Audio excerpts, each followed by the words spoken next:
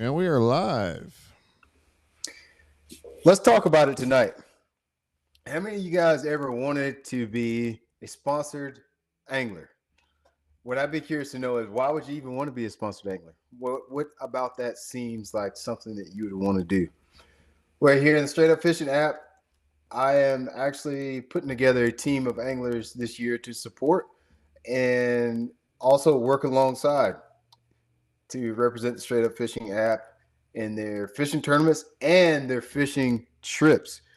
The cool thing about what I'm doing with the sponsorship program here, we're calling it the Angler Development Sponsorship Program, is you don't really have to be a tournament fisherman to be a part of the sponsorship program. It has nothing to do with your tournament results. It has nothing to do with how good a fisherman you are. What we're looking for is people that are hungry and eager to learn about the sport of bass fishing and share it with other people. And so what I've been doing is members inside of the app that are the most active, that help people, that talk, that ask questions. We're just throwing them a little support. It's something I wish I would have had when I was fishing locally and kind of working my way through. Is and I, to a certain degree, I did have that right before I decided to go full time fishing. All the sponsorships that I've ever had always start off super small, and I grew them from there.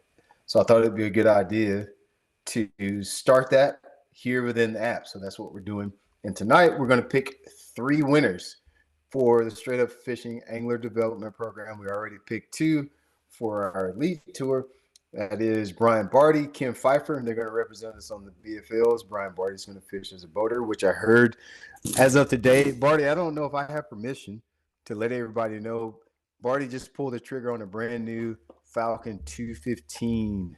So excited to hear about his boat, how much he likes that.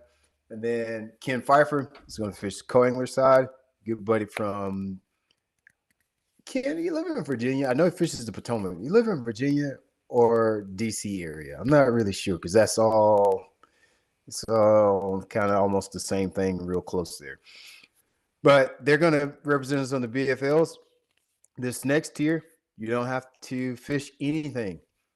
One of the things I'd love to do, I'd love to have like a family inside the app that we put some support behind. That's something I'm going to look for next. Just need somebody to show up.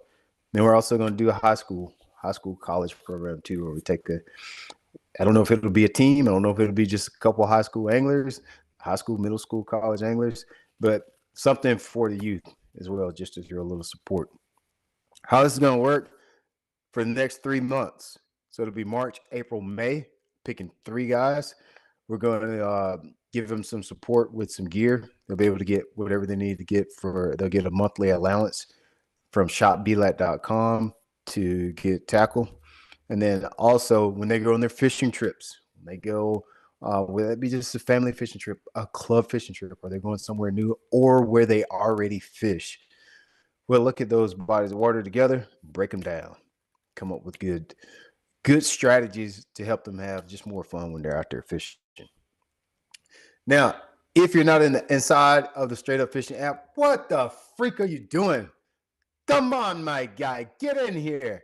It's super easy. You can download it on, if you have, people always ask me, well, do you have it for Android? Yes, we have it for Android. Taquavius. We got it for Android. We got it for Apple. I even got it for Google. Mike, can you put that download in the comments on the YouTube webs and the Facebook just to download the app? The best way, the way we would recommend you do it is go to sufschool.com, pick a subscription plan there, and then download the app through the App Store. Trust me, it's better that way. But if you want to do just one step, you can also just go to the App Store, pick a subscription plan. It's like $24.99 a month or something like that. But it's well worth it. You get discounts to my stores. We take people from the app fishing. By the way, Wednesday, I just talked to Tom today. I still haven't asked Tom how he pronounces his last name. Tom Spoljaric is fishing with me, I think, Thursday and Friday. He flies in Wednesday from Ohio. He's going to fish with me on, guess where we're going to go? We're going to go to Lake Russell. and go catch a couple of 3 bass on Lake Russell this week. So I'm excited about that. I take people from the app fishing every month. We didn't do anything in January because it's booty butt naked cold, and I ain't even want to go fishing. So the weather's nice. Couldn't have been a better week for us to go fishing. So that's what we're gonna do. Gonna take some people fishing. What's the purpose of the app? Tell them, people. The purpose of the app is to help you catch more fish. Plain and simple.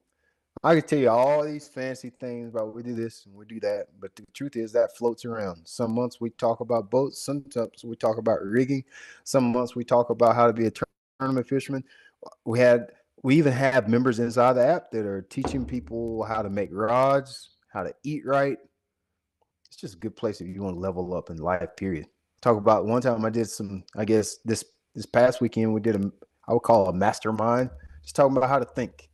It's just how to think. And all that stuff applies to every area of your life. So what we're going to do tonight, I'm going to answer some questions that popped up in Ask BLAT while I was at fishing my tournament this past weekend at the Kissimmee chain. Had a blessed time. Had a blessed time down at Toho. The weather was nice until the tournament, of course. You know how that goes. But it's a good time. I always enjoy going to Florida. So I screenshotted some. Can you say that? Is it screenshotted? Screenshotted. It's your app. You can say it if you want to. I screenshotted a few of the questions from the app today to give some answers and context to. Now, a lot of times I answer these questions in the comments, but if I were to write down everything I'm actually thinking, it would take me hours to respond to them. So I may give you a quick response in the comment section, and then we come here on the podcast, on the yin yang, on the touche, and we go way deeper. So post your comments or questions in the chat if you're inside the app tonight, and we'll get them answered. The first one, there's one specifically I want to answer first from Will Davis. That was a really good one. I see it. I finally got it now. So everybody's gonna start giving you a hard time in the chat about making them wait for the who's picking the win. Yeah. Wah wah wah. We'll get it. I don't have that many questions tonight. I'll say that. It's like 4 questions. It's four Ask BLATs. Are there any updates on the retreat? Any updates? A little in person. Updates. The only thing you need to know is make sure you RSVP. If you're in the app, RSVP. If you're not in the app, go get them tickets, by God. Go get the tickets. Listen, with the straight up the retreat, I think a lot of people we're doing a little different this year, and I think it got everybody in a tizzy. So it's the 27th through the 30th. Let me tell you what's going on. March 27th, we're just going fishing. We always have these fishing retreats, and people kind of have to pop in town, pop right out. If you want to go fishing with us, you can. If you don't want to go fishing with us, go to work. Okay, Gerald? That's all you got to do. But the 27th and the 28th, we're going to gather up at Calhoun Falls State Park at the boat ramp, and we're just going to go fishing. Simple as that. If you don't have a boat and you want to get out, pair up with somebody in the community section at the app. If you have a boat and you have an extra seat, just kind of put a feeler out there. If you want to be by yourself, it's your boat, you own it. I ain't telling you nothing to do. I know what it's like to get a wacko in your boat, to talk the whole day, smoke cigarettes, bring mud in your boat. And if you don't want that and you want to fish by yourself, I get it. But if you're willing to take somebody, get in the community section of the app and say, hey, I got a free seat. Anybody want to ride with me on the 27th? And you don't even have to do the whole day. You can take a couple of people. That's probably what I'm going to do is like from 8 to 12, take somebody. And then from 1 to 3, take another person out on 27. Do the same thing for the 28th. So put a feeler out there if you want to ride with somebody, or if you have an open seat in your boat and you bring your boat, put it out there. 27th, 28th. 29th is the seminar. Gene Jensen is joining us to help us teach you how to fish. That's all. just sharing our experience on the water. Some things that we found has worked for us over time. That's what Gene's going to be there. We'll have tackle there for sale. Going to try to work on a few more fun things this year, a few games, a few things like that. And if you're in the app and you perhaps can't make it, we will try to stream it so you guys can see it. If you live, I don't know if you live in Neptune, that's your only reason you shouldn't come to the retreat. If you live in Mars or Neptune or Saturn, I think that's fair enough excuse for you not to come, honestly. But I mean, last year Kevin Skavinsky came from Wisconsin. We've had several people come from California before, and I think maybe even Barty's gonna make a trip down from Massachusetts this year. We've had people from Texas come, so I'll have people say, "Oh, I'd come, but I live," and they'll be like, "Are you gonna have one in Tennessee?" Listen, Barbara, Tennessee to South Carolina is just a few hours. This is your chance, okay? I'm not coming to Tennessee. If you live in Tennessee, this one in South Carolina is Tennessee, okay? I ain't going to Tennessee. It's right here. So book your tickets. Find your place to stay. We're having it at Calhoun Falls State Park. Somebody said, well, all the campsites are booked. It's springtime. There's plenty of other campgrounds within 30 minutes of Calhoun Falls State Park. I had to book one at Bobby Brown. I didn't even get one. I'm hosting a freaking event and I didn't get one at Calhoun Falls State Park. I'm staying at Bobby Brown State Park. There's a lot of Airbnbs. Here's where you want to look. You're looking to get a place to stay for the fishing retreat. You want to look Abbeville, Greenwood, Elberton, Iva, Anderson, Belton. Those are some places you can look in your Airbnb if you want to find a place to stay. It's not at a campground. Let's see. Oh, the lakes other lakes that are close by that you may be able to find some. Lake Secession. I'll put this in the community section tomorrow. Lake Secession, you may be able to find an Airbnb there that is literally the next lake over. Lake Hartwell, the next lake down. Lake Clarks Hill Lake, the next lake up or down, whatever. It's right there close. So those are places you could check that you might be able to, stay within 30 minutes of the ramp there. Let's jump to the questions. If you have any questions about that, just put it in the community section of that app. Okay? You got me? I want to jump to this question because this is a really good one. This is about tournament fishing. Raise your hand if you're a tournament fisherman.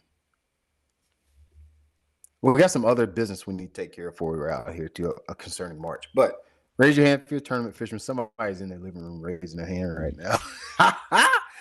Will Davis says, "Be-Lad, I have a question." And he says, how far in advance do you begin your tournament prep? Mental, physical, and gear selection. This is a really deep question. And I did respond to him in the app this morning, but I wanted to go way, way deeper on this. So there's so many things that depend on how far in advance tournament prep starts for me. I mean, in all actuality, tournament prep kind of starts when you start building that boat sometime in September and October. You look at the schedule. Usually you have a schedule by then. You look at the schedule and you start thinking, okay, what do I need to put on my boat this year? Do I need 2 graphs? Do I need 4 graphs? Do I need, how many transducers do I need? Do I need an extra bilge pump because we've got 2 events up north? Or do I need an extra long trolling motor shaft? Like, in all actuality, it can start out, was that 6-8 months in advance. But that's an extreme case. Most of the time, depending on where we go, if it's somewhere that I've been before, which we're getting in, I think it's just because I've fished long now. I think this year would be year 8, 7 or 8, something like that. Yeah, this year would be year 8, I think. So I've been just about most of the places we're going to fish. I've probably been there at least once, maybe 3, 4, 5 times at this point. And so I may not do a lot of map study anymore like I used to. if it's somewhere I've never been to, I probably will do tons of map study. My theory is if we have 3 days of practice, 3 days of official practice, I like to, before the tournament, put in at least 3 days of map study. So let's just say in 3 days you would practice. Let's say you had 3 12-hour days, 3 sevens to sevens, 3 sixes to sixes. That's how long practice is. It's typically daylight to dark, unless you're somebody that goes in at 4 o'clock. I don't think in my life I've ever went in early from practice, ever, regardless of how good practice went. But if you practice from 6 a.m. in the morning to 6 p.m. in the evening, in my mind, and you do that 3 times, that's 12 hours, 36 hours.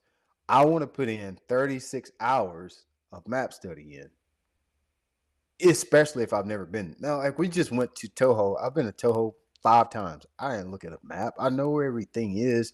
The grass changes every year, so you can't look at aerial images and think you're going to get an idea what the grass is doing. But it's a good idea to go pre-practice those. And if we're in Florida, I can pre-practice literally 6 months in advance, 4 months in advance, 3 months in advance, because the climate there is so monotone. It doesn't change. There's a good chance that things are going to be the way they are in November, the same way they are in February for the most part. It's going to look the same. The grass is going to be in the same spots for the most part in Florida. Now, if you're having an event in Alabama, you have an event at the Potomac River in Virginia, or in South Carolina at Hartwell, and you tried to come in October, November, and the events in April or May, starting to get a little weird now. That doesn't mean you don't do it. It doesn't mean you don't come if you got a time frame in September, October, but your thought process and what you're looking for is different. When you go to pre-practice a lake, it's not about catching fish. It's not about finding fish. If you go back and look at my lake breakdowns, the strategy that we use, one of the number one things we talk about finding is, number one, somewhere that looks familiar. What on that lake looks like something that would make me feel comfortable and suits the way that I know how to fish? I would look for that. Secondly, I might just look for brush piles. If a brush pile is there in September, a brush pile will be there in April, May, and June. A ledge will be there in November. That same ledge will be there when you get back in May, April, May, and June. So you may look for docks, you may look for ledges, you may look for rocks, you may look for timber or brush well in advance. That way you at least have a starting point when you come back for official practice. So there's so many different things that you got to think about.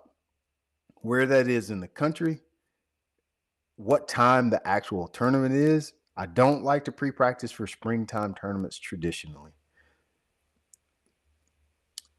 especially if I've been there. Like we have our next event is at Lake Hartwell. I kind of wish I would have went there because I actually have not fished Lake Hartwell in several years. I mean, like a long time.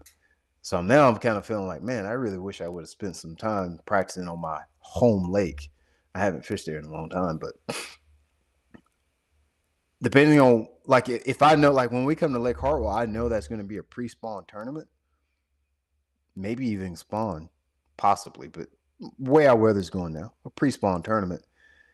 It does mean absolutely no good to show up in January and try to figure out how to catch fish. All of that stuff is irrelevant. On Lake Hartwell, you can do it the 3 days before and it's still irrelevant.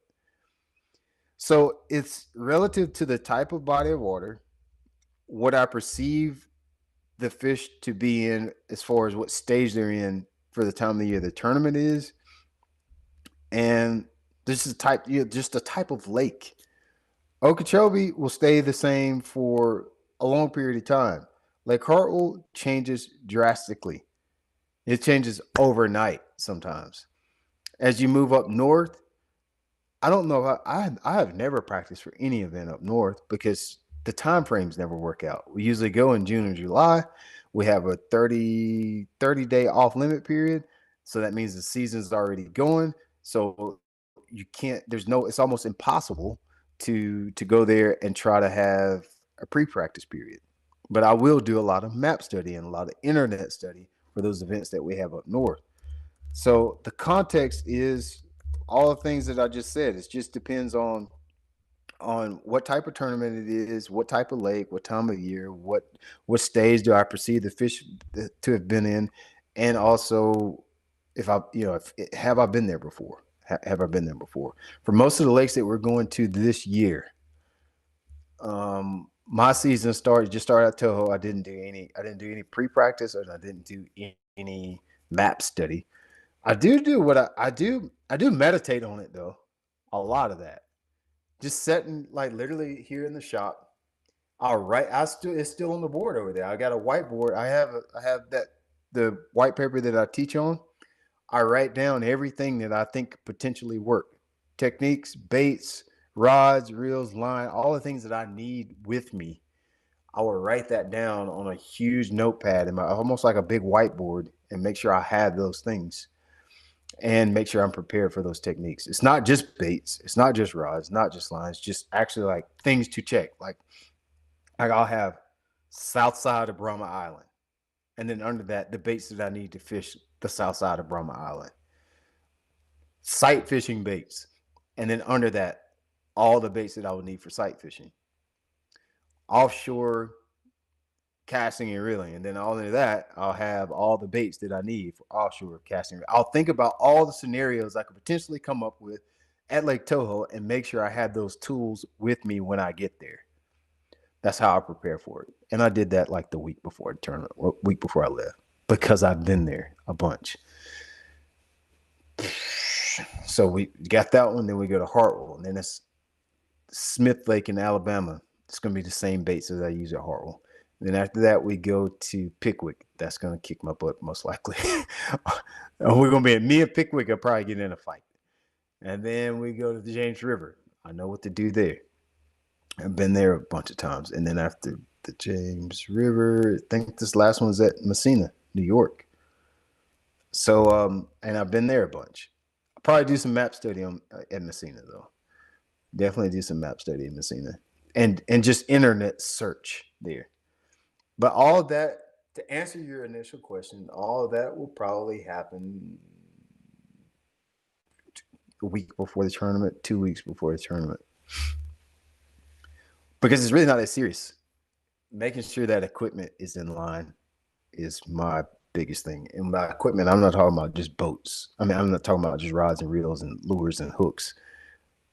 My boat, the trailer, the batteries, bolts, trolling motor, all that stuff is tight, is what I spend more time on. Hey, can I ask a question? Yeah, absolutely. So, do you write all that down in a notebook or anything like that to capture those thoughts? So I know you got your whiteboard, but like to actually take with you for the tournaments or anything? I have these in my truck. There's 2 on this table that I'm at right now. They're in my truck. They're in my boat. I get these from Amazon. These little notepads, and I constantly write things down. And yes, I know I could put this in my phone, but I write it down because I like writing. Let me show you here. I'm gonna show you my. Let me show you my other deal that's in my shop. I'll be right back. Hold on.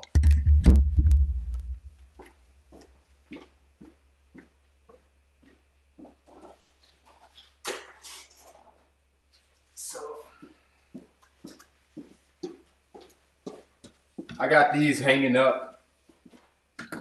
These are hanging up in my, like beside my boat. And you can see some of the stuff that I got on. Just the stuff that I need. Just capturing those thoughts. I just write them down. I literally sit here in the shop and write everything down. These are the size lines I need. 15, 20, 30 braid. What the fluorocarbon, the jig is. Like, I just scribble all that down.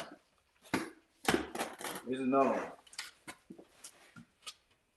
Just the baits. I just want to make sure I got all this stuff. I just want to make sure I got it with me because what happens is, especially for me, it's a little tougher because I very seldom get concentrated fishing time. I go to the lake to make content for the app. I go to the lake to take my kids fishing. I go to the lake to make a YouTube video. And so tackle, rods, reels, boxes of things go from one boat to somebody else's boat, to the John boat, to the Bay boat. And stuff gets swapped around. And then, I'll get to a tournament and then my whole terminal box ain't even with me. And so I just have to make sure that I stay on top of things. There's nothing more frustrating to me than getting to a tournament and realize, oh, I don't have any straight chain hooks. Or, oh, I don't have a green pumpkin straight tail worm. Like, good grief, dude. Like, you do this for a living, you don't have a green pumpkin worm. So writing stuff down, making sure I have it, it's a prime thing for me.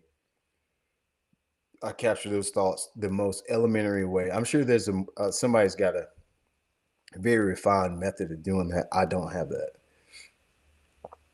Okay. Our next one. Oh, this is a good one. Tron just asked this just a couple hours ago. I want to get this one. There's some other ones in there. Tron says, in your opinion, which 5 states have the best largemouth bass opportunities? So this one was real easy for me. And keep in mind, listen to his question before you answer this. Answer this in your own mind.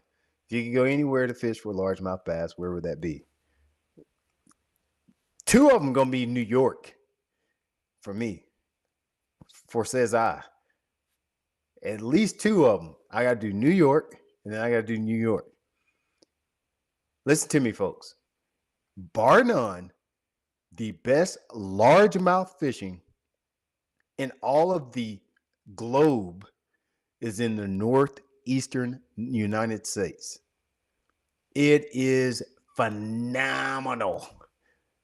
Everybody, when you think up north, everybody talks about smallmouth. No, good buddy. Them largemouth are dumb as a block of doo-doo. Them largemouth are stupid up there. Nobody fishes for them.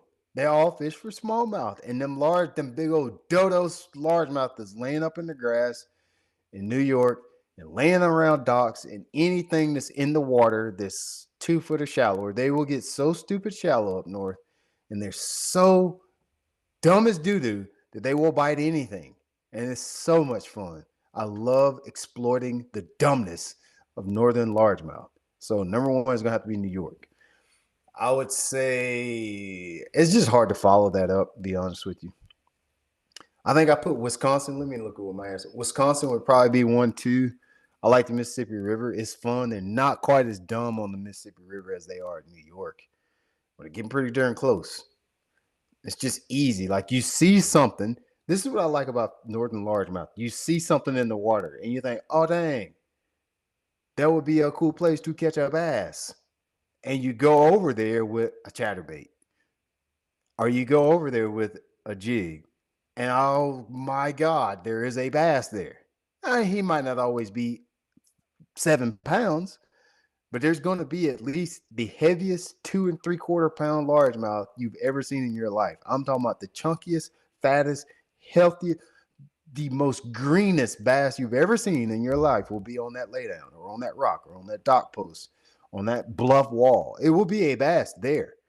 That don't happen on Lake Hartwell.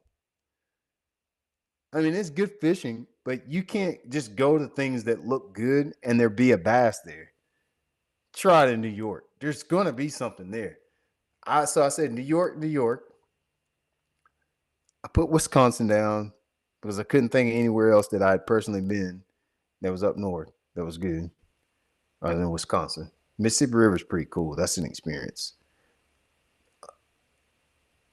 And where Tron got me on this is he asked for largemouth bass, because I would have put Louisiana, but then my experience in Louisiana has nothing to do with largemouth bass, so I couldn't put that. I put Florida. that could have been a mistake because Florida is very volatile, but it is an experience to go fishing in Florida. You got the rest of the country's style of fishing, and then there's Florida, which is totally different. So just the experience itself makes it a good place for you to go. Like just the way you fish in Florida, just the ambience of fishing in Florida. It's people. If you're a bass fishing, you need to experience that. And yeah, that's all I came. I couldn't even give him 5. The rest of the states are right there equal. People will holler about Texas. Texas is not that much different than here. Y'all will see something about Lake Fork or Sam Rayburn or Toledo being. Go on down there and try to see if you can do what you see on TV. See how big them lakes are and see how easy is it for you to break that down. Sam Rayburn is good though. It's got a lot of freaking bass in it. The lakes that I've been to that are actually really fun to fish are the ones that nobody really talks about. One that people used to dog all the time was Beaver Lake. Beaver Lake is fun. It's got a million jagillion bass in it. They're not that big, but it was fun to fish. Sam Rayburn, man, if you don't have good electronics and good stuff to work with, you might not catch much.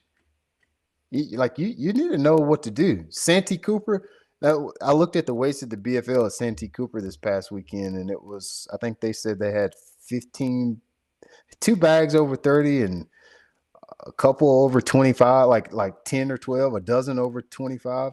I'm sure some people in the app fished it. Put it in the chat. And go on down there at Santee. If you ain't never been there and think you're going to just run up on a couple. Go to Gunners. Now, Gunnersville is fairly fisherman friendly. Chickamauga is kind of hard, man.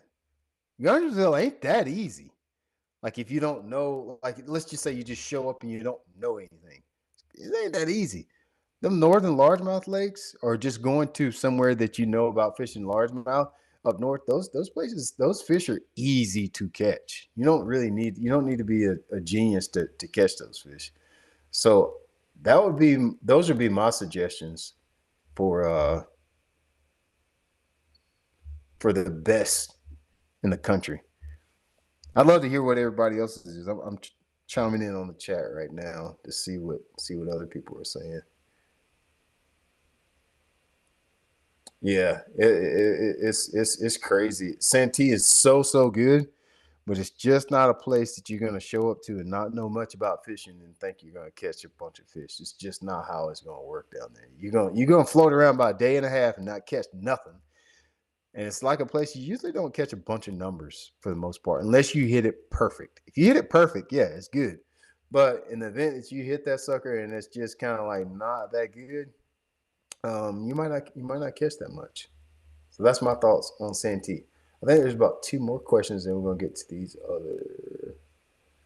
All right. All right, so this is one. It's from Mark Jonas. This is a pretty lengthy question. I'm gonna try to paraphrase this. It's from Mark Jonas.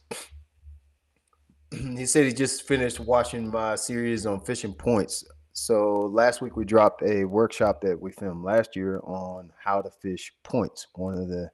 If you ever want to know how to just catch a bass, a good place to start is a point. And a point can be made by grass, a point can be made by timber, a point can be made by a row of docks, a point can be made by land. It can be made by so many different things. But points, if you really think about it, points and ditches is about all you got when it comes to bass fishing. There ain't really that much more stuff. There's just points and ditches. That's it. That's all you got. So if you can learn how to fish points, you can get a long ways in fishing. You can cover a lot of different situations. I mentioned in that breakdown about wind and how sometimes in the Carolinas we chase the wind. We look for windy points. And his question was, I'm going to try to paraphrase this because it's pretty long. In regards to fishing points specifically that are exposed to wind, are we trying to use the wind for boat position, or are we supposed to be using the wind for how the fish are going to react to our bait placement? So I think what he's asking here is, are we trying to use the wind for boat positioning, or are we trying to use the wind? What was his words for how the fish are going to react to our bait placement? Let me just explain it the way I want to explain it, because let me just explain it the way I want it. So with wind, the reason here's the number one reason that I like to chase windy points. And when we go to Lake Russell here in the next couple of weeks, that's going to be a thing that plays. Fish the wind exposed points. And what I mean by that, that is the side of the lake, the points that are getting thrashed by wind.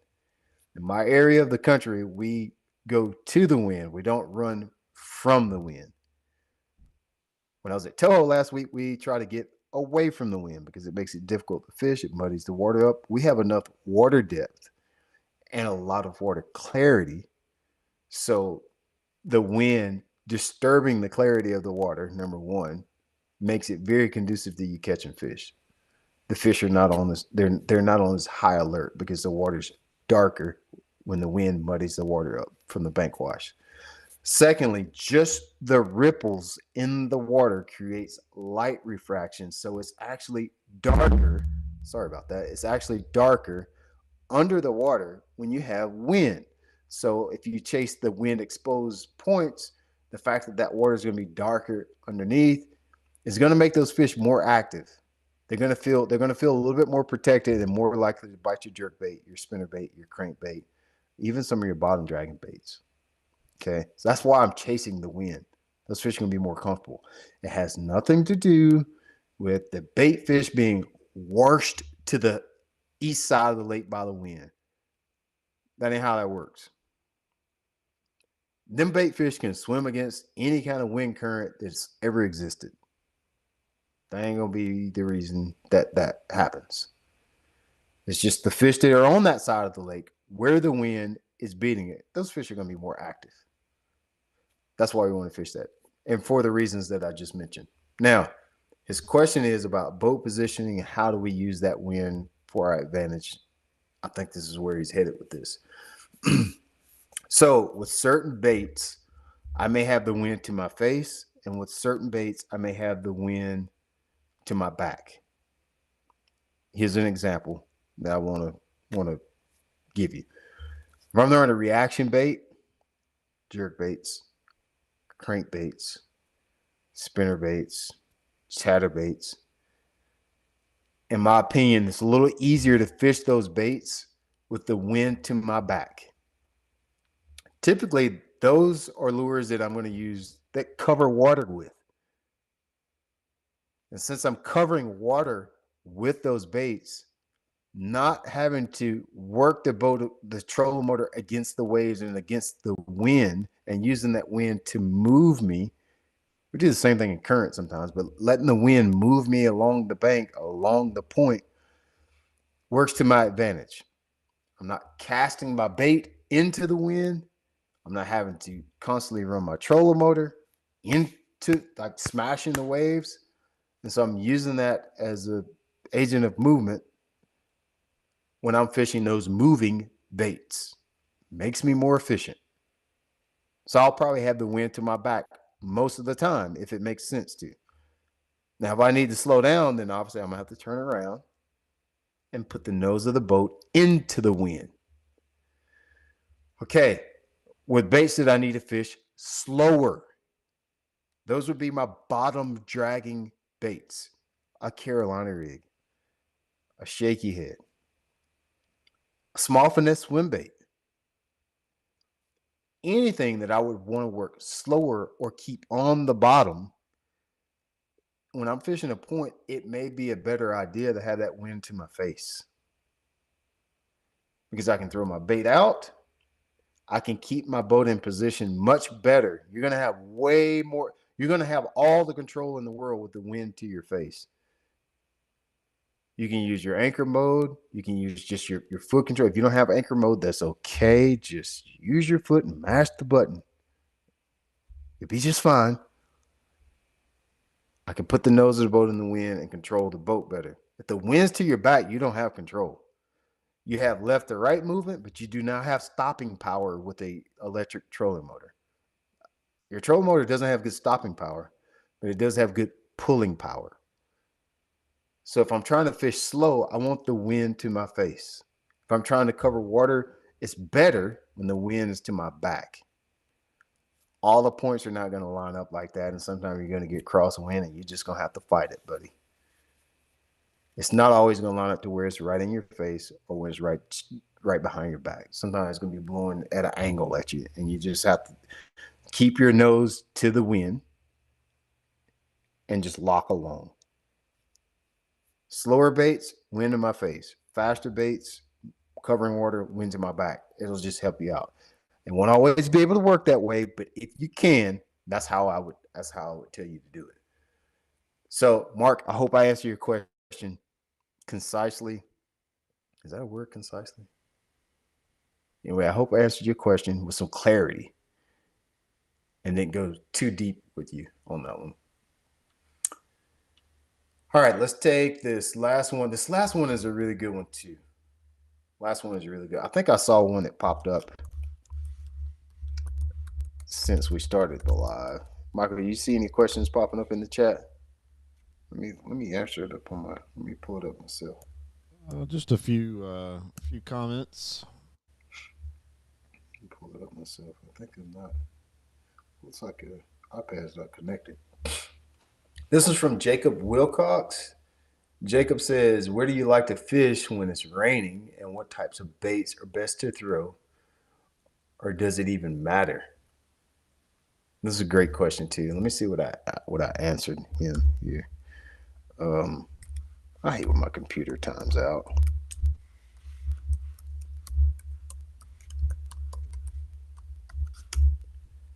Okay. This one I had to go deep too, because it's like just like what I said with the other one. This is all about context. He's asking, where do I like to fish when it's raining, and what types of baits are best to throw when it does? So everything's context. So just because it's raining doesn't mean that I'm going to change a whole bunch. Most of the time, if you're fishing and it's raining, with the exception of maybe like fishing up north for smallmouth, smallmouth are very sensitive to light. I don't think they can see that well. I don't know that, but just in my experience, especially the Great Lakes smallmouth, when it gets cloudy and rainy, them stupid things don't want to act right. You can have a spot where you just smashing them, completely smashing them, and they will just sit there and shut down. It's the opposite of what you always would think. You would think with the cloudy, rainy weather that the smallmouth would start biting the jerk baits, the spinner baits, etc. when it's nasty out. When in all actuality, what I learned is when they got cloudy, it's almost like they hunker down to the bottom and then you start dragging. It's almost like they get scared. But if you think about it, it kind of makes sense. Let me break this down. This is how I've processed this. That a cloudy day on a smallmouth fishery cost me making the Elite Series in 2017. I had one bad tournament in Lake Oneida where I was catching them cranking, and I'm talking smashing them on Oneida, cranking in practice. First day of tournament, it was cloudy, it stormed and rained, and I did not catch him on day one. I caught like 15 pounds on day one. I think it may even been 12 pounds on day one, which you cannot do at Lake Oneida. Ended up finishing 88th at that tournament, and that cost me the Elite Series that year. Anyway, now, what I've learned, and this has happened several other times, in St. Lawrence River, Champlain. If you think about northern smallmouth, they're not at the top of the food chain. When you fish our lakes in the south, a largemouth is at the top of the food chain. He rules the lake. Up north, 3-pound smallmouth might get ate by a muskie. And then I'm thinking, well, maybe it's because they can't see as well and they can't protect themselves as well when it's dark underneath. So they just hunker down and don't move as much. That's just the way I'm processing that. Don't have anything to prove it, but I do know this. Here's the facts and here's my feelings. The facts is Smallmouth, largemouth are not at the top of the food chain in northern lakes. It's probably going to be a muskie or sturgeon or whatever meat-eating fish they got over there. Secondly, another fact is this is probably gonna be feelings or experience. My experience is smallmouth don't like to bite that whale when it's cloudy, nasty, raining. So I changed my technique.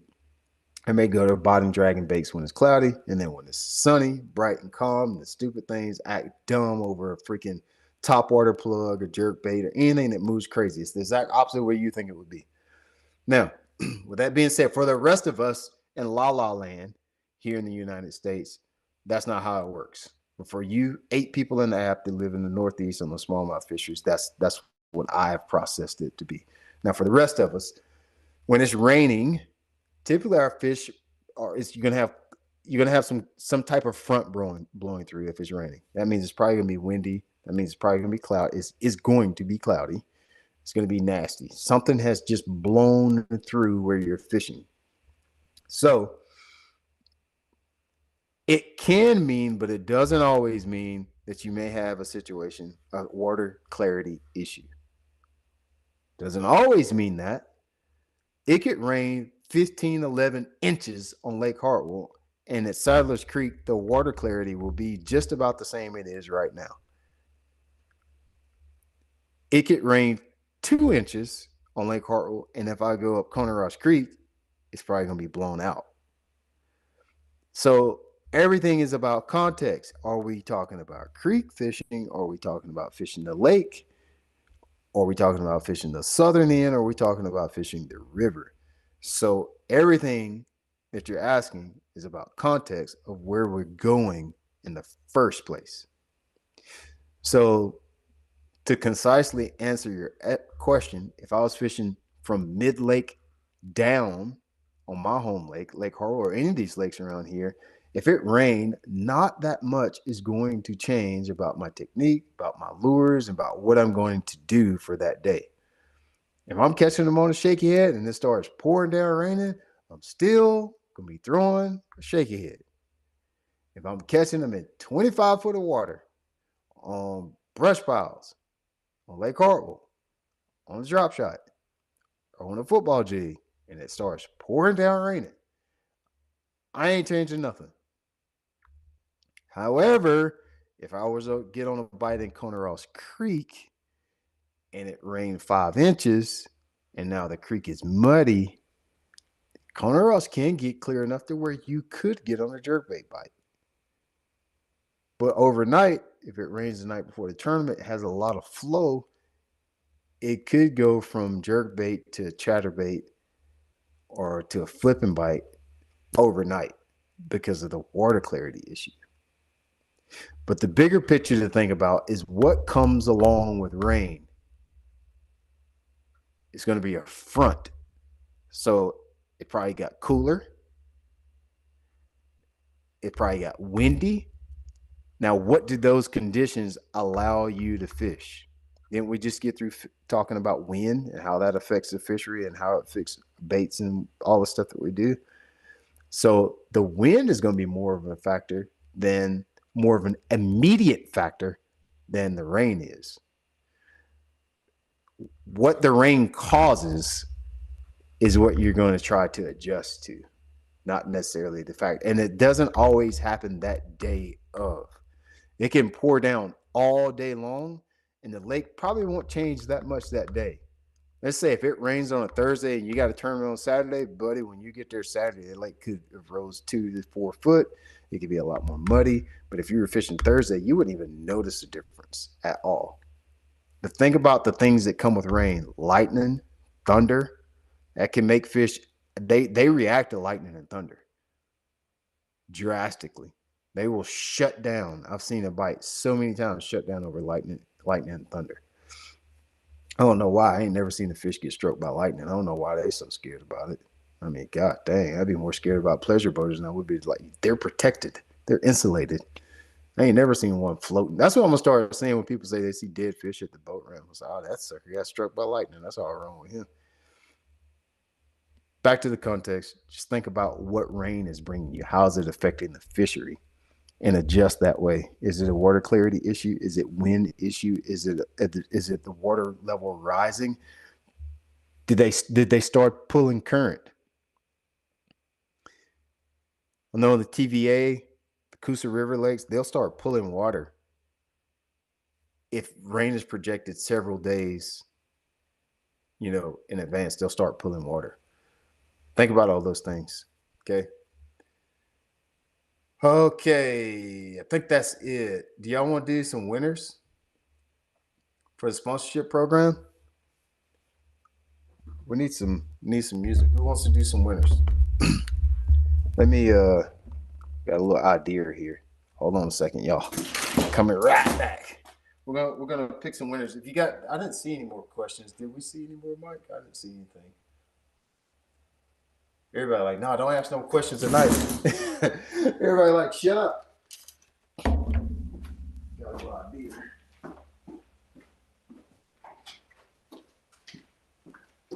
All right. Let's see here. Do we have any? No. Let me get back to mine. I saw a couple of questions, but I think there's some admin questions about the retreat and all that kind of stuff. So I think pick the winners and then go with questions. All right. Let's see. I got the biggest marker.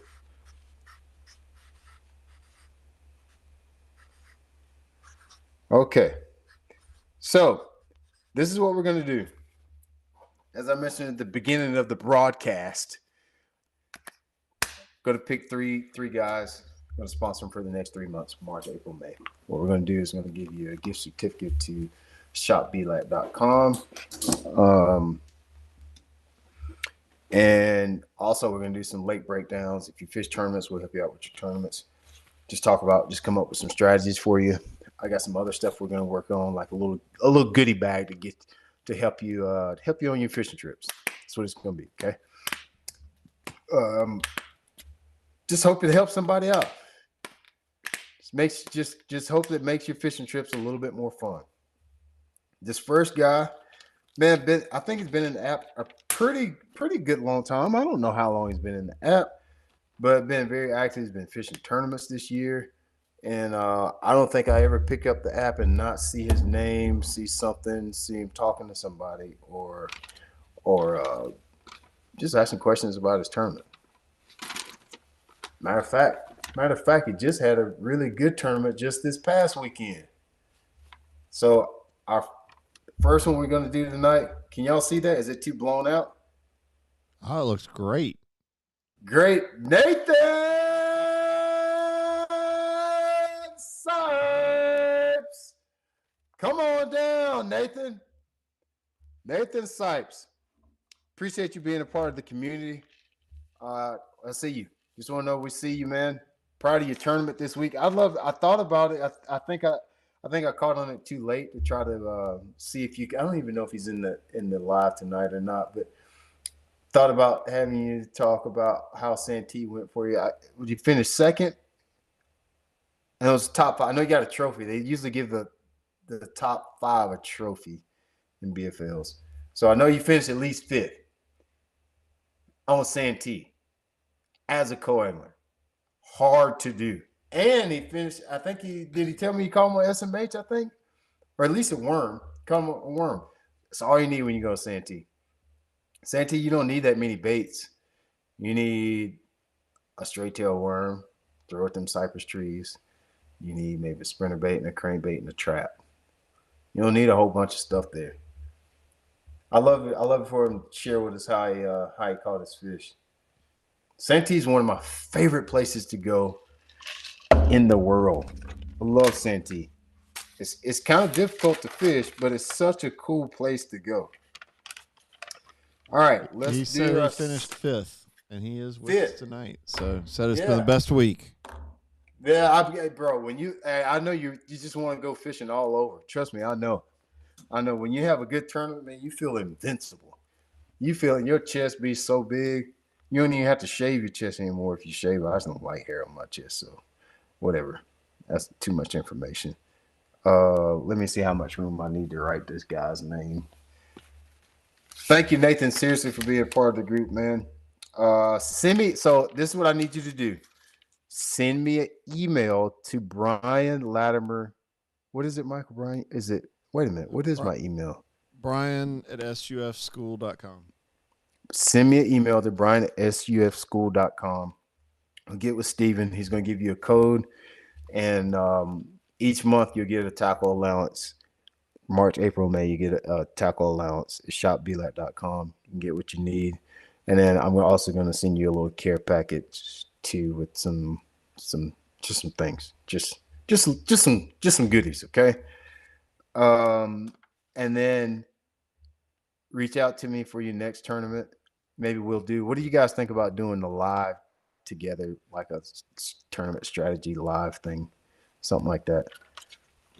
Let me know what you think about that one. Okay. Somebody say number two. Number two.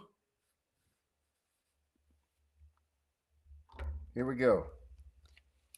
This guy, I really got pretty much the same thing to say about this guy too.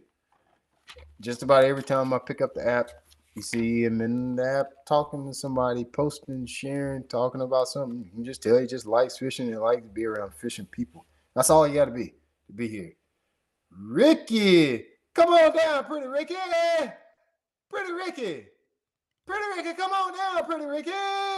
Ricky Taylor. Ricky Taylor, welcome to the Angler Development Program. Appreciate you. Appreciate you always being in the app, always talking to people, always answering questions, asking questions. All that stuff is literally all. That's all it takes. That's all we're looking for.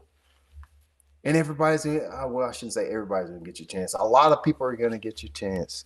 I promise you, I see you. I promise you, I see you. Hey, Slick Rick. Yeah, somebody said Slick Rick. I see you, Jacob. Oh, Slick Rick. Slicky Rick. Rick is from the Virginia area. I think Nathan's from South Carolina, obviously, if he's fishing Santee, or at least North Carolina, South Carolina, North Carolina. And then Rick, I want to say, is Virginia. Hey, Mike, text. I want you to check on something for me. All right. I'm gonna text you. Then you text right quick.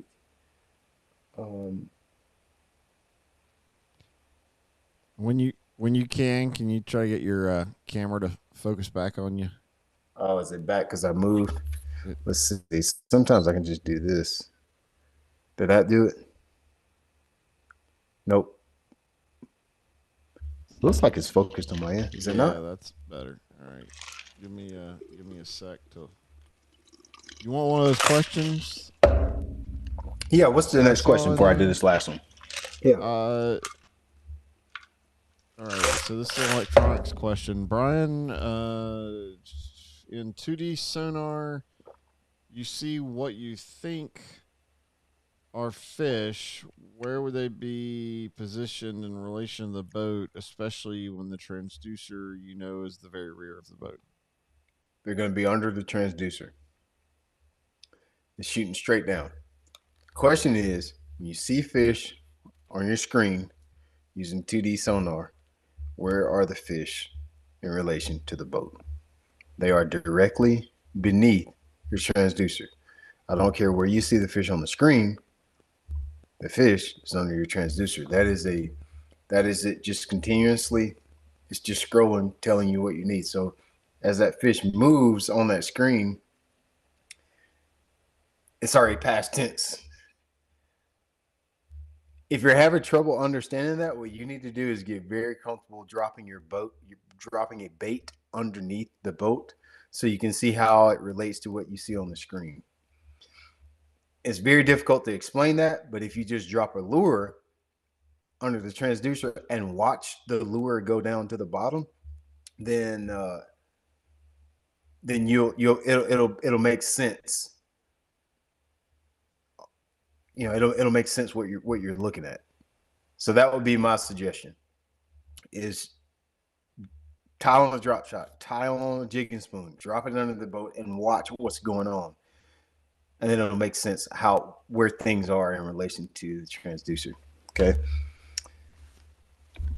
Pretty good question though, because with forward-facing sonar, that's why they call it live sonar. What you're seeing is pretty much live. With 2D. Look at me. I'm trying to write the guy's name, and I wrote live sonar. Hey, what do you call that? Oh, rats. Okay, so our last guy for this period, I'm going to do this every 3 months, okay? I want to do this every 3 months. So we'll pick it back up in May. So I'll do, what's this, March, April, May, and we'll pick it back up in June, July, August. So this last one is, I wanted a West Coast guy because we just want to show some love to all the coast. We just want to show some love everywhere. Seriously, I think it adds an interesting perspective when it comes to doing the lake breakdowns, since we're always do. I know a lot of the things that we talk about they transpose it no matter where you're fishing. For the most part, it's fishing no matter where you are. However, we're already within 2 weeks. We're going to be talking spawn here in South Carolina. When I talk to Brian Barty, Kevin Skabinski, they're like, man, we got 2 months before it's even ice out. And so I want to make sure we grab each corner of the country, so we have something to talk about that everybody can relate to at the time that they can relate to it. So if I start talking about pre-spawn now, by the time that Brian Barty is doing pre-spawn, we already start talking about blueback herring fishing here in South Carolina. So I want to start grabbing people from every area of the country, so we can keep the conversations live at all time. My computer timed out again. I need to fix that. So let me tell you who we got here. West Coast guy. Everybody, if you're West Coast, it's not that many of y'all. So if you're a West Coast guy, it's a pretty good chance that it's your name on this here piece of paper, as we say. Johnny Crum. Come on down, John Crum. Johnny boy, my boy. Don't do the crip walkers on us now, Johnny. Now, John, same thing for you. Send me an email to brian@sufschool.com. Is that right, Mike? That is correct. brian@sufschool.com. Send me an email. We'll get you hooked up. It's in the chat. It's in the chat. No, that's probably bad. Now everybody gonna be sending me one. Hey, Brian, I wish you would pick me. Everybody gonna be, Brian, I wish you would have picked me. I'm leaving. You pissed me off last night. you pissed me off, so I left. Right, John Crum, West Coast guy. I remember when we were freezing to death, he was talking about he was catching crappie out west. I was like, yeah, that's my kind of guy. He's fishing for everything. Of course, we talk about bass a bunch, but learning other species helps your bass fishing. We'll talk about that when we get to like August, September around here, when July probably even. But we'll get to that part and start talking about how fishing for other species is really good for you. It's good for your mental health, because if you live in the South, you know how much your fishing is going to suck when it gets to July, August. And so it gives you something to keep the candle lit so you can keep fishing and having fun out there using your boat. So, John Crum, thank you. Everybody give him a round of applause. And my camera going out of focus again. But thank you for being a part of the group. Want to just help you out in your fishing trips. That's really all it is. Nothing special. You don't have any deliverables. Just reach out, going somewhere. Love to look at your lake with you and think of some good strategies that you could that will help you on your lakes. We'll do that gift card to shopbelike.com. You get a little allowance and then send you a care package of stuff. A few It, last little few items of business. I think my brain went blank there just for a second. Were you well, about to say something, Michael? yeah, just a couple of questions from the admin of the event coming up. Is there a deadline for tickets? Nah, you can buy them at the door. You may not have lunch with you, but you can buy it at the door. All right, and then this is. Let me pull this over so I can make sure I read this whole thing. All right. What about bring a friend? How's the spouse aspect work? She's coming with Spouse. me, but I doubt she will want to hang all day. Can she pop in and out? Any other wives coming along? Yeah, y'all should get a wives party together. Get a wives party together. So I guess what he's asking is this: can she come sit in the seminar? I think that the question you trying to ask Yeah, I is think can that's she kind get of in? the gist and pop in and out. I don't see why not. I don't see why not. She won't have any food. I'm trying to think of a reason why you wouldn't be able to. Just be considerate that I know we'll probably at Yeah, least have one seating. married couple that are both anglers coming to get content. So don't take Yeah, advantage of it. the biggest thing is seating. Is this is a ticketed event, so I have seats and food. So as much as I like you, Mary, you can't be taking the seat that somebody paid $100 for. So, but yeah, definitely bring them. If they plan to have a seat, they definitely need to pay for that ticket because I had to pay for the building, and the building is kind of priced out by the seating. So, um, but just we just have to play it by ear. If we get there and you don't have enough seats, then probably gonna have to like Michael said, that the only thing that gets weird is I got one couple that's paying, they both spouses paid, and now I got Mary in here just sitting here for free, and now they both mad at me. So, but definitely bring your wives, definitely bring your family, your kids. Um, there's just a lot of stuff to do there at the park, man. There's a lot of stuff to do. Just you bring the bikes, let them bring the scooters. I don't think you're gonna be swimming by then, but if you want to and you're that kind of person, go for it. I ain't touching the water. The only water I'm touching is when I take a shower at night. And yes, I said shower. When I take a shower at night, that's the only water I'm touching. So, yeah, definitely bring them. We're gonna do some. I want to do some game stuff at the thing too, like outside, like some casting games. Is what I'm trying to get that in order. It's a lot to tackle, but you definitely bring them. Like I want it to be more like that family event, but just need to know how many seats we can have. I think this building holds around. They said like 90 people. So sometimes we get 90. The first one we had over 100. Then the second one year we had like 50 or 60. Last year it was about the same thing, 50 or 60. So um, we just have to play it by ear. Just don't be mad at. Just tell Mary not to be mad if we get there and like, Mary, I'm gonna need you to stand over here by this wall. Like, tell Mary, don't start putting hands on me. We're gonna try to have an extra seat for her. We'll find something though. We will find something. We can bring her Magellan. We can bring her Magellan like lawn chair or something. Okay. Was that it, Mike? Was that the only thing? I Let's thought I see. was about to say something. Yeah, Tron is asking about bringing a golf cart. I'd suggest checking out the rules Yeah. at the No, you can. facility. Yeah, it's a campground, so you can have all. There would be nothing but golf carts there. They will be riding the golf carts. They will be golf carts everywhere. I think you have to buy some type of permit when you get one though, for the state park maybe. But yeah, you have to check in with them, make sure there's no permit or something. We probably have ours there. Well, actually, I might not be able to do that. Oh, I could bring it. I got to stay at a whole different campground.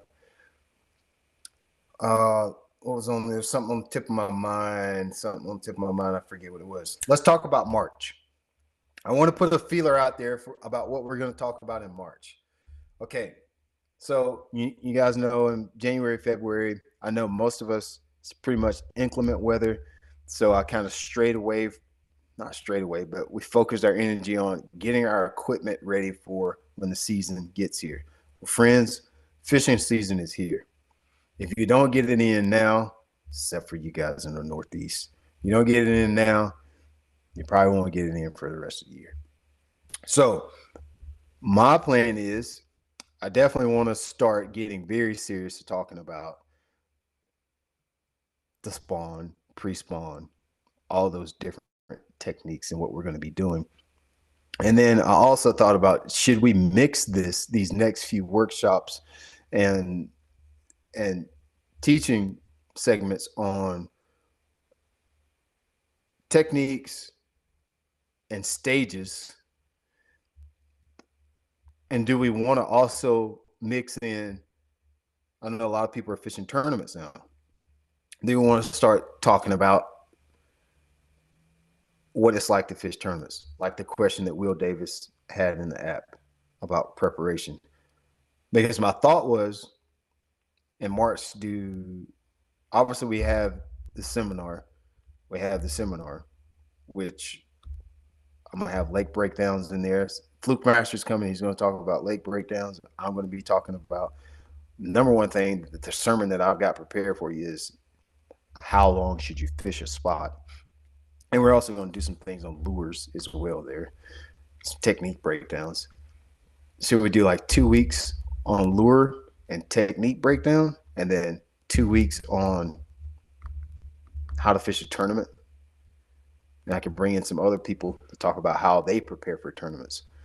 Or would you just like to just talk about techniques and lures for the entire month? I want to know tonight. And if you're in the app and if you're in the live now, you're the ones that matter. So, because y'all are the active ones. So let me know. I'm gonna chime in on the chat. I like to call it the chat. The chat right now. Let's see what everybody's saying. Let me know. What are y'all thinking? Y'all want to have Eric Zinke says all of that. Want to talk about how to prepare for tournaments? I am sensitive to the fact that everybody doesn't fish tournaments, but in all actuality, fishing's still fishing. When you fish tournaments or not, the object is to catch fish, and most of us want to catch the most and the biggest fish that we can catch. So pre-spawn lure, and more specifically some tournament stuff.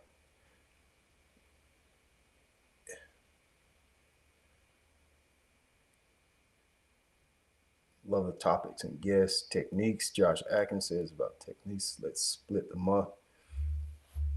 Looks like nobody's opposed to talking about how to prep for tournaments. So looks like we're good to talk about everything, because I'm getting quite a bit. Let me see. Let me go back. Techniques. Love the topics and guests. Yeah, man, the gut feeling, Will, you're right.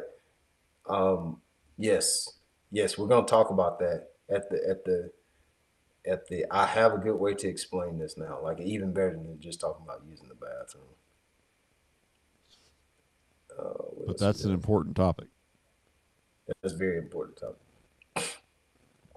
Yeah, so I guess we can split it. Looks like some of the tournament stuff. See pretty much interest in tournaments and techniques.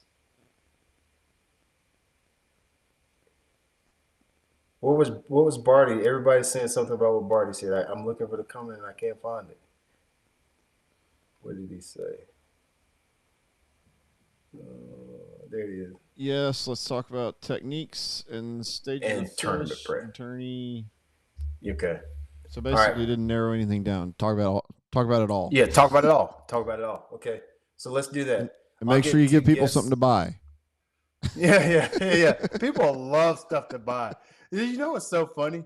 That's the thing that you will get ringed on YouTube about is all you're doing is promoting product. Of course, he's going to give us a Z-Man thing. It's like, guys, that's what I use. Like, what do you want me to do? Like, what do you want me to do? Talk about something that I don't use? I use Z-Man stuff. So that's what I talk about. All right. And then, so then I'll like, all right, so people, they obviously feel like I'm selling them something. So I'll do something else. I was like, all right, I'm going to do this. I'm not even affiliated with this company. And then here comes the DMs and comments. What was the bait? What was the line? What was this? When I tell you all that stuff, you accuse me of selling you something. And then when I keep it generic, that's the first thing people ask is what brand, what line, what size, what da. The internet is a mad place to live. But that's what I like about it here. I'll tell y'all straight up, you can get mad if you want. I use what I use. And that's what it is. You can't lose with the stuff I use. So yeah, we'll do that. I'll get two tournament buddies to talk about how they tournament prep. One thing I thought about doing is how like I answer the questions in the app is just having one of my buddies come in and just answer the questions in the app with me. That style. Might do that too. So like the Ask BLAT stuff is very important. Coming in the app, almost all the ideas that I get for workshops are based on the questions that you post in the app. Almost all of them. I don't just come up with things to make just because that's what I want to talk about. It comes from what you talk about, what you ask about. So it's very important. So we'll do that. We'll do 2 weeks talking about techniques, talking about stages of the fish and what's like a lot is going on right now. A lot is going on right now. It's a very, very important time of the year for you to understand. If you can understand this, I talked about this in one of my seminars before. If you can understand fishing now, it will carry you through the rest of the year. If you understand summer fishing, you can't fish in the winter. But if you can understand winter to spring transition, the rest of the year is a breeze. And we'll talk about why that is. So let's do that going into March. I can't remember what the next live is about. We'll do that in March. So we'll do that. Fish and boat docks, I think. Yeah, a lot of people are into that. I don't like that guy. Well, if we're talking about fishing boat docks, we're actually going to be talking about fishing boat docks. Even I got triggered when you said that, when you actually meant it was fishing boat docks. I got triggered by that. Like he actually literally meant that, and I still got triggered. I did see one question that might be worth just addressing is any plans for an SUF event anywhere else in the country at some point. Yeah, I think yes. Yes, I'm working on right now, just working on 26 and getting it planned to where it's an actual tour. I'd like to do about, in a perfect world, I'd like to do about 5 of these a year, 5 in-person events. Even if it's as small, if it makes sense, even if it's like 20 people, 15, 20 people, I think it makes sense to do this. So I am going to work on a tour for 2026. Coming in, like fly in on a Friday, do a seminar somewhere on a Saturday, fly back Sunday, and doing a little bit more traveling. I'm open to even doing it like for a club. It's just got to make sense. By make sense, there has to be dollars there. I don't want it to cost me to go to talk to your club, but I've been thinking about opening a program with like a club where we can put on one for a club. I mean, we have the app here. People want me to come speak, and I'm like, guys, I have this app. It's way cheaper than getting me to fly to you. But if that's what people want, that's what we'll give them to. So we'll do a tour. I'll just throw out there, you can get credit towards your membership on the app by getting say 100 of your friends to sign up for the app right in the area. 100%. So. Yeah, you get your club to sign up. We get a club. We can. Plus, there's what's the affiliate things on the sufschool.com, right, Michael? Yep, on the SUF School. Yeah. So if you've just really spent time in the app, it is worth logging in and checking that out. Yeah, but I think you have to go to the website, right? Yeah. Yep. On the website. Go to sufschool.com. It's at the top. I think I can't. I Yeah, looked it's at it under your one day. little It's at the personal top. profile. Yeah, and it says affiliate program. Is that what it says? Is that what it says? I'm Yeah, gonna look at. it's like refer a friend or something. Yeah, you can do that. Refer a friend, and then It's it gives it's you on your a dashboard. discount. Yeah, I see it on mine now. There's a gift card if you want to give a membership to somebody else. There's a gift card thing there. So yeah, do that. If you have a club, 15, 20, 40, 50 members, y'all reach out to me via email and see if we can figure out something. If it's a high school team, um, I get those. I get those all the time. It's the easiest thing for you to do is just get in the app. But if they want to have an in person seminar school, we can do it. We can definitely do it. Oh, It's easy. Paul Stanley said he's only got 10 friends, let alone 100. So 10 friends is a lot. yeah, I don't have 10 friends. I got like 4, and they all mad at me because I don't text them back to 2 weeks later. I can only imagine keeping up with 10 of them. That would be a nightmare. I can't keep up with the 3 I got, and 2 of them are in the house. Thank y'all, fellas. Make sure you send me those emails, Johnny, Ricky, and Nathan. Y'all send me emails. Looking forward to working with y'all this year. Barty, Pfeiffer, we're putting together a team. This is really cool, man. I'm glad to have all of y'all here in the app and see what's up for the next year. We're making up stuff as we go. I think it's gonna get better. You won't be in the app this time next year and it be worse. It's gonna be better. Like, it's better. A lot of stuff. There's a lot of moving parts to this machine. I'm figuring it out as we go. All right. Thank y'all. Hey, I didn't say this. Thank y'all for the support while I was at Toho last week. Of course, just fishing is a little harder to be inside the app and be as much active as I am when I'm at home. But man, thank y'all all for the comments and well wishes. I was looking at somebody. I think I had a limit pretty early one day, and somebody was like, "He's in 6." I was like, "Good grief!" I was in 6 with like 8 pounds.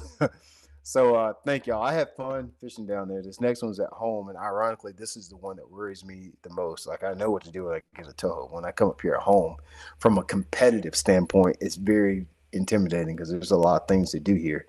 But I'll catch fish. I have no doubt we'll catch fish, but the weights will be high here. So while you're mentioning that, I saw somebody just asked what your schedule is. Can you post what tournaments you're fishing? Can you put that in the community section just so everybody can see that? Yeah, we'll definitely do that. I want to work on you know what I thought about something? Destiny made that calendar for us. I just need to make a category with that, and then just make the calendar a video. You know what I'm saying? Like, the calendar it'll just play. It'll just sit there and play. So you can actually see that. That made me think about that. But yeah, I can do that, and then I can also post the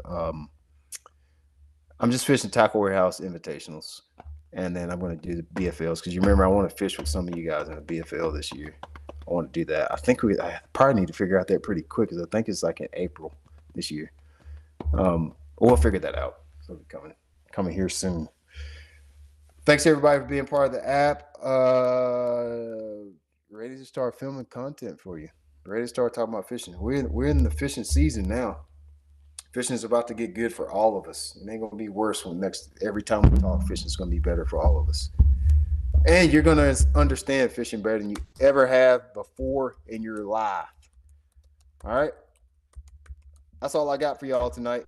Y'all have a good rest of your night. I'm going to go tell the kids good night. See y'all whenever our next live is. Do I have one Friday, Michael? I should have one Friday, I think. Do I? Or no? Maybe not, because I'm supposed to take Tom's fishing. I think that was when the boat dock was. Hey, there's a schedule that Dustin put together, posted in the community section. We'll go check it out. Yeah, it is. It's kind of hard to find sometimes for me.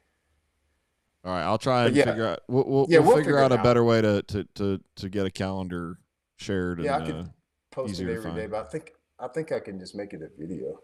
Let's see if I got one this Friday. I think so. We got a community live on Wednesday. Yeah, I do Yeah, have we've one got Friday. Boat Dock February 28th. Yep. At Yeah, noon. I got one. Okay. That'll be interesting because I'm supposed to fish with. I may have to move that one because I'm supposed to fish with Tom Wednesday, Thursday, and Friday. I probably should move that. Anyway, we'll get that. I'll make sure you know. I won't move it without telling you. I'm going, guys. Y'all have a good rest of your night. Good night. Good night, guys. Excuse me.